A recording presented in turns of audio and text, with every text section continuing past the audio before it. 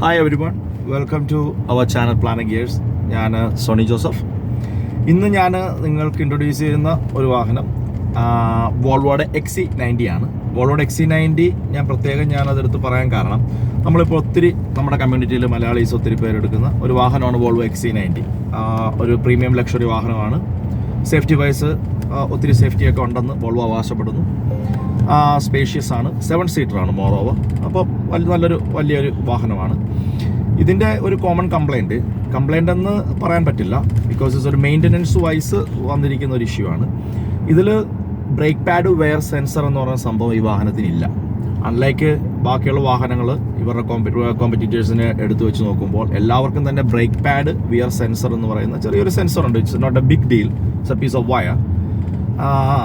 പക്ഷേ നമുക്കത് തരുന്ന ഒരു ഹെൽപ്പ്, അല്ലെങ്കിൽ നമ്മളെ എയർലി നമുക്കത് നമ്മൾ നേരത്തെ ആ ഒരു സെൻസർ അവിടെ ഉള്ളത് കൊണ്ട് നമ്മൾക്ക് കിട്ടുന്ന ഒരു ബെനിഫിറ്റ് എന്ന് വെച്ച് കഴിഞ്ഞാൽ, നമ്മൾ ഒരിക്കലും പാഡ് ഡിസ്ട്രോയ് ആയി കംപ്ലീറ്റ് ബ്രേക്ക് പാഡ് തീർന്ന് ഒരിക്കലും ബ്രേക്ക് ഡിസ്ക് ഡിസ്ട്രോയ് ചെയ്യാനായിട്ട് നമ്മൾ സമ്മതിക്കില്ല. അതിന് മുമ്പേ നമുക്ക് വാണിംഗ് വരും. വാണിംഗ് വന്ന് നമ്മളത് ഡെഫിനറ്റ്ലി ബ്രേക്ക് പാഡ് മാറും. No need to change your brake disk.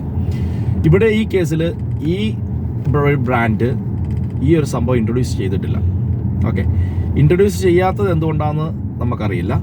Even ഒരു അക്കോസ്റ്റിക് സെൻസർ എന്ന് പറഞ്ഞു കഴിഞ്ഞാൽ ട്രഡീഷണൽ വാഹനങ്ങളിലൊക്കെ അത് ഓൾഡൻ ഡേയ്സിലുള്ളതാണ്. ബ്രേക്ക് പാഡിൽ ചെറിയൊരു പീസ് ഓഫ് മെറ്റൽ ജസ്റ്റ് ഇങ്ങനെ പ്രൊജക്റ്റ് ചെയ്ത് നിൽക്കുന്നുണ്ട്.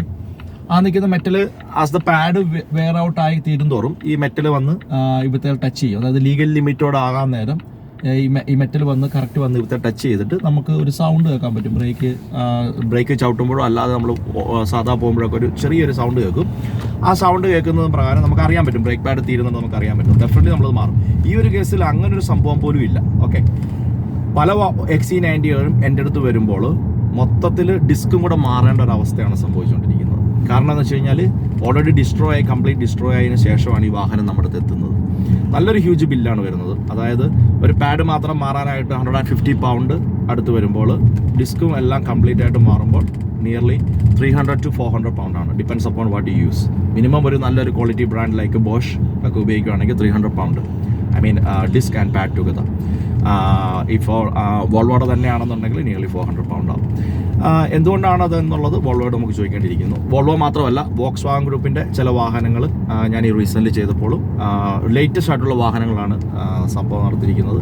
ഇങ്ങനൊരു സംഭവം ഇല്ല അവിടെ. ബ്രേക്ക് പാഡ് വെയർ സെൻസർ അവിടെ ഇല്ല.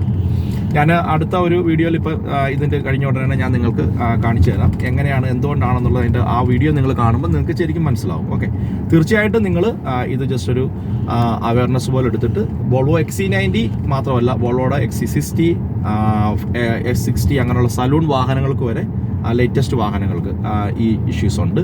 സോ നിങ്ങൾ അതൊന്ന് just keep an eye on it and so try to save some more money rather than എന്നാ പറയുക, ഒരു ഹ്യൂജ് ബില്ലിൽ എൻ്റെ അപ്പ് ചെയ്യുന്നതിനേക്കാൾ നല്ലതായിട്ടൊരു ഓപ്ഷൻ ആയിരിക്കും. So thank for watching planning gears. Bye Soni Joseph.